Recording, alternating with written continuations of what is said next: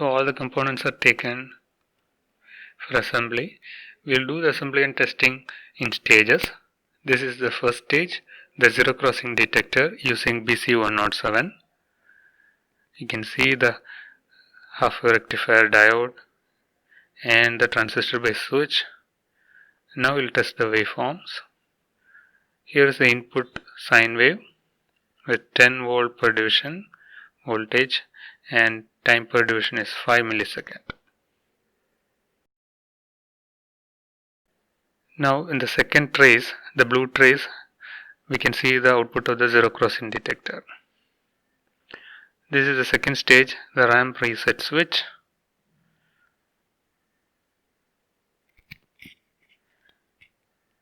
The third stage is the ramp generator. You can see the complete ramp generator circuit along with the ramp reset switch.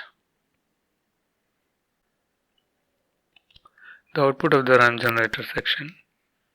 The first trace shows the half wave rectified waveform and the second trace shows the ramp.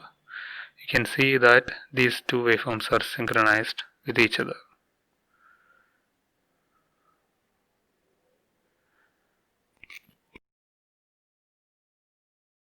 The next stage is the comparator using LM311.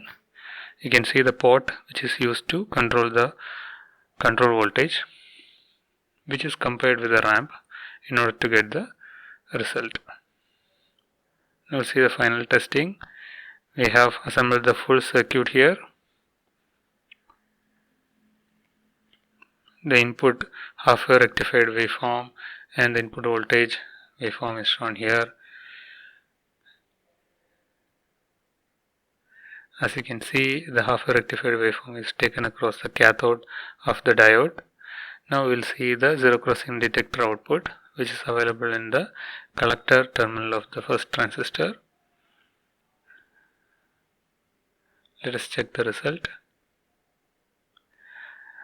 We need to increase the volt per division. Decrease the volt per division to see the waveform. It's a small waveform with around 2 volt peak. You can see that the output is high when the negative half cycle occurs.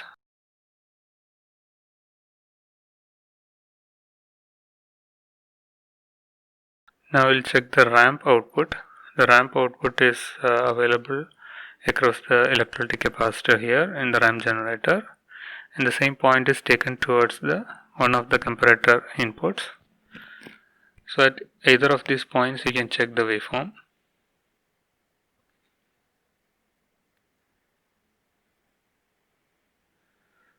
So here you can see the ramp as well as the zero crossing detector output. The running waveforms can be stabilized by adjusting the trigger level and by choosing the proper trigger source.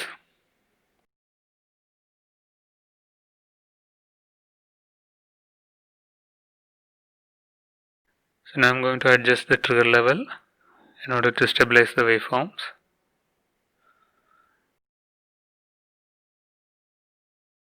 Yeah, now the waveform is stable.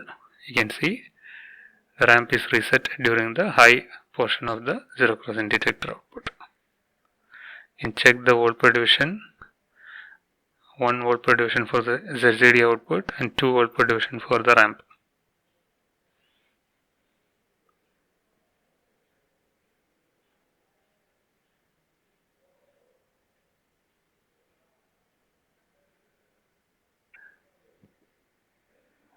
Now we will see the control voltage which is compared against the ramp and the ramp together.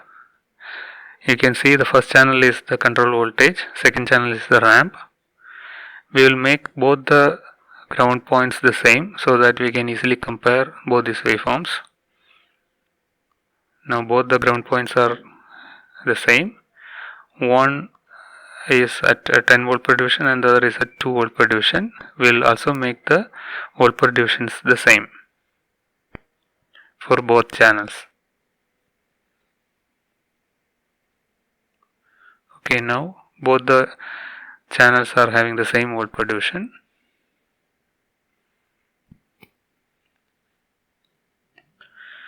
Now we can adjust this port in order to vary the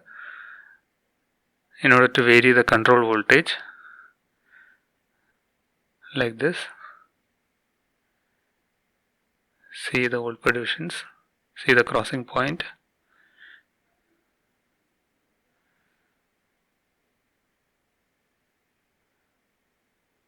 Now we'll see the output of the comparator.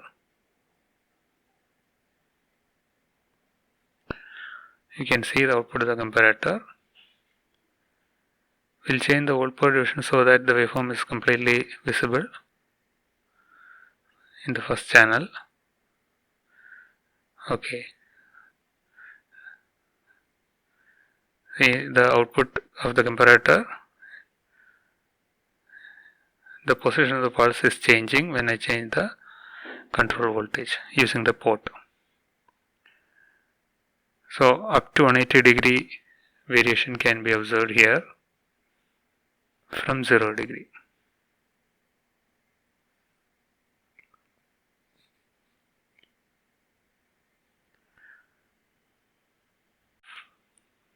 Finally, we'll check the input voltage waveform here at this point along with the output pulse. We may adjust the voltage division. Yes.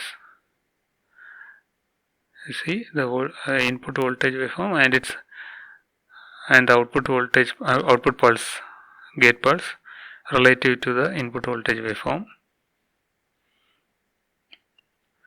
Pulse position is changing from 0 degree to 180 degree.